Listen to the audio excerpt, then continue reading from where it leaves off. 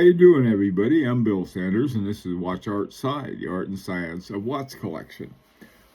Today, what I want to do is to take a look at two underappreciated but really great watch companies, and I also want to take a look at some watches that were made in the early part of the 21st century. This would be from about 2000 to about 2012, 2010, right in that period in there.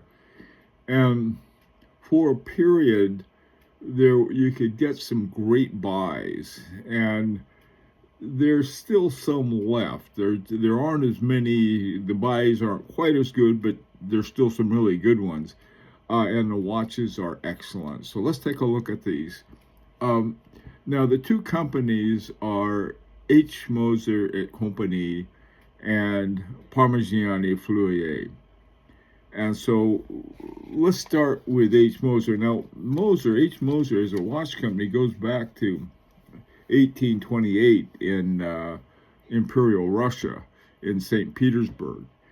And the October Revolution, they sort of left. I think that in 1953 or so, there was a Moser brand, and then they were bought by somebody else, and the brand went away. Now, about 2005, I think, 2002, 2005, in that period in there, the brand was brought back again with the support of the Moser family and some other investors and people who were very high on H. Moser.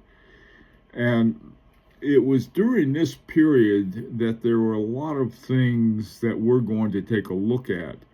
Now, in 2012, the company was sold to a holding company called MELB, and this was pretty much owned by the Malin family. Now, in 2001, a watch engineering, parts making, and so forth company called Precision Engineering was established.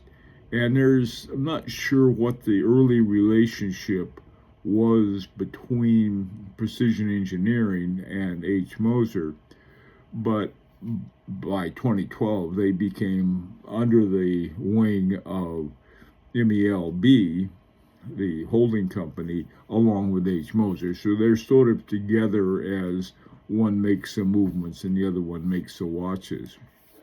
Not an unusual arrangement, very similar, as a matter of fact, to Parmigiani. Okay, let's take a look at some I think are great deals, if you can still find them. Now, originally, there were two watches. One was called the Mayu, and the other was called the Monard. Names that I never did figure out why they had that. Later on, I believe they were renamed the Endeavour, and there were two of them. One was called Small Seconds, and the movement was HMC 321, 18,000 semi-oscillations per hour, 2.5 hertz. Love this movement. I mean, there was a number of watches with that same regular movement, and so this was one. It's called a Mayu, and it was also referred to, I think, as an Endeavour Small Seconds for a while. Now, later on, the Endeavour Small Seconds is changed significantly, and I'll talk about that in a second.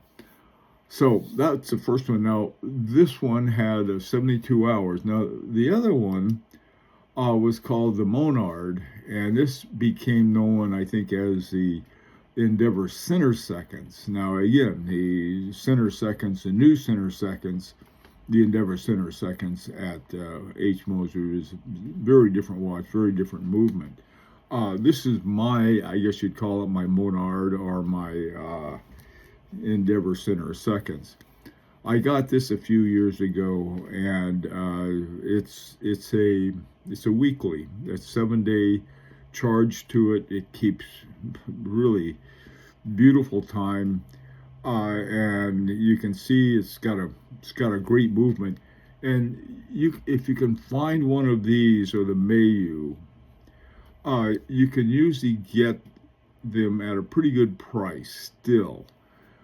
Uh, Let me say something along those same lines. Some of the very smart things that Edward Malin did, he's the CEO of H. Moser, is that you can get brand new watches, more of them made of steel rather than white or yellow gold. This one is, I guess, rose gold.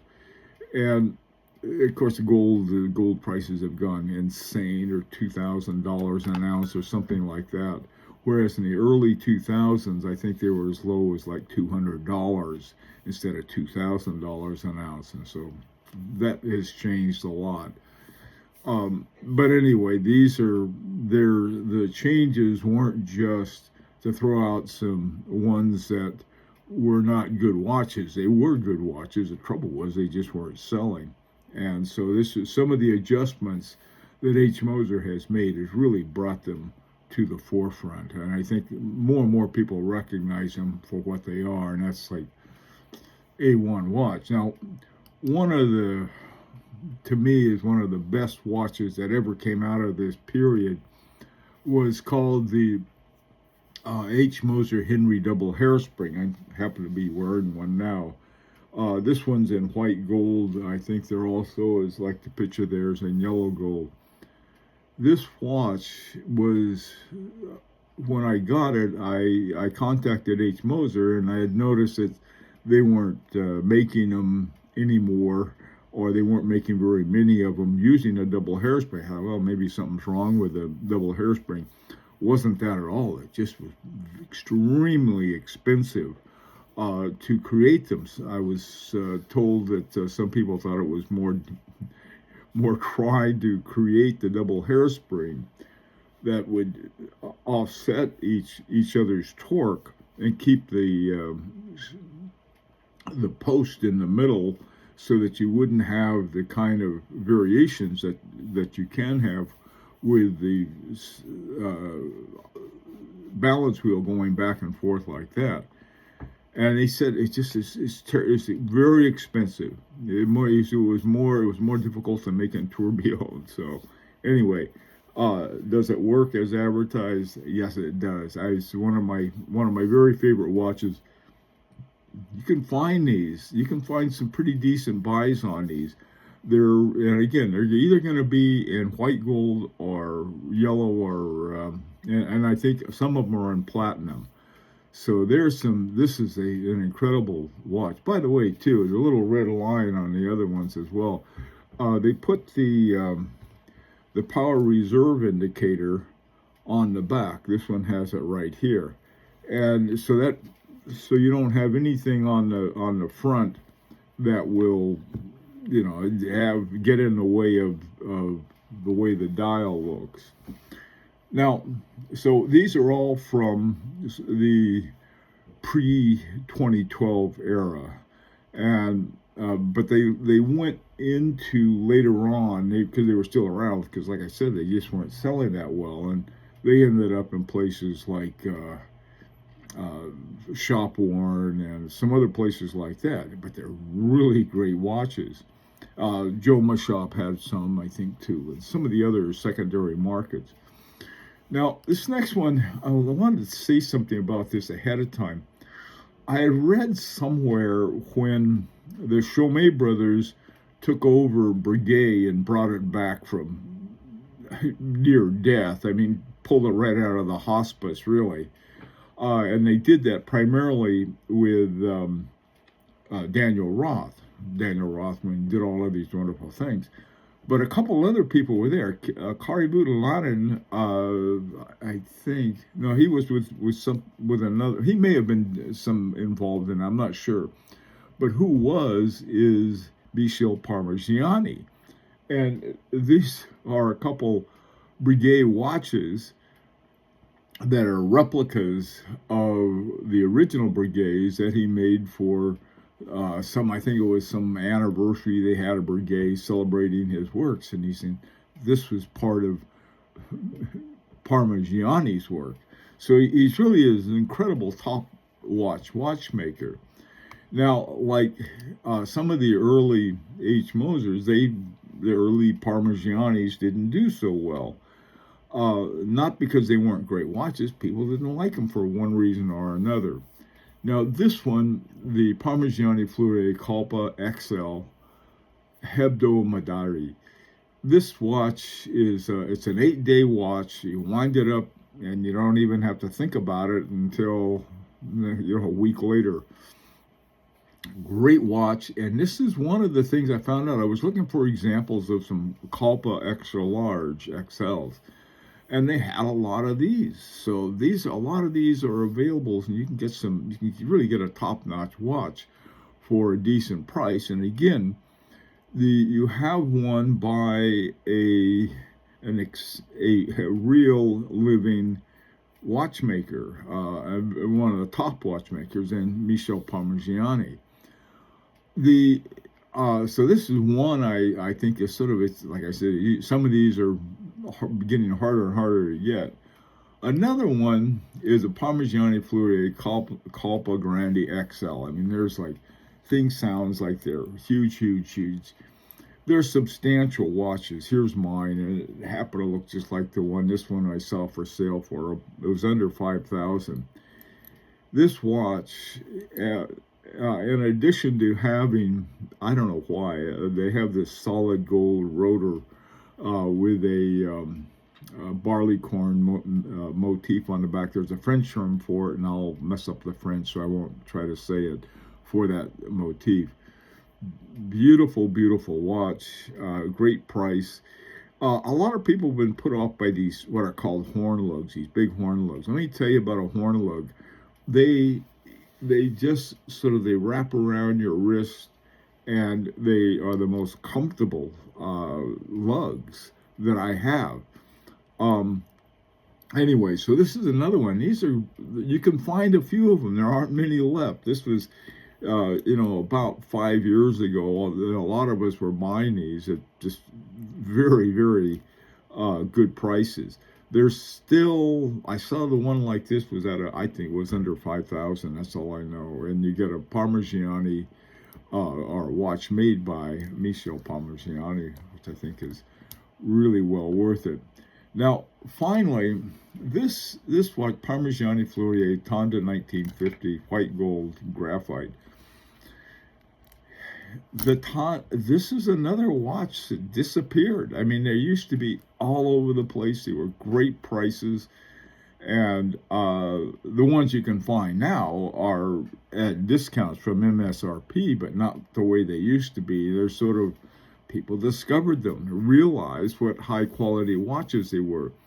Now, this one is interesting because it has the micro rotor, and so you end up with a thinner watch with a micro rotor.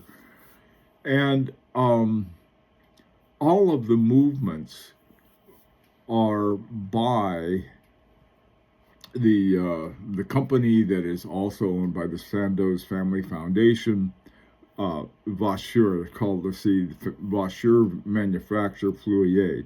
So they're VMF movements, and you'll see VMF in the caliber name. Or in this case, PF for Parmigiani Fleurier. This is a beautiful little watch. I love this watch.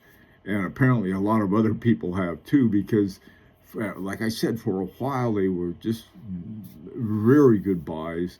And then all of a sudden they all disappeared. And for good reason. So anyway, so these are a couple companies that they had some watches that only some of us liked. I mean, really liked. They had great horology, way better than whatever other aspects that they had that people weren't happy about. H. Moser brought up their whole line of watches and included all of the ones that collectors love are hand wound. The ones that most people like are automatic. So these were all hand wound, or the vast majority of them were hand wound. And so they're coming, they changed that. Now, the other thing that Parmigiani did, because they went from consignment to waiting list as far as having success. This very recently, the new CEO who took over turned it around. And so anyway, like I said, these are sort of the early days of both of these companies, and they have some great deals. If you can find them, you might be able to get a really great piece of horology for a great price. Let me know what you think. If you have one of these, tell me about it. And this is an opportunity to subscribe if you like. Until next time, this is Bill Sanders for Watch Art Sci, the art and science of watch collection.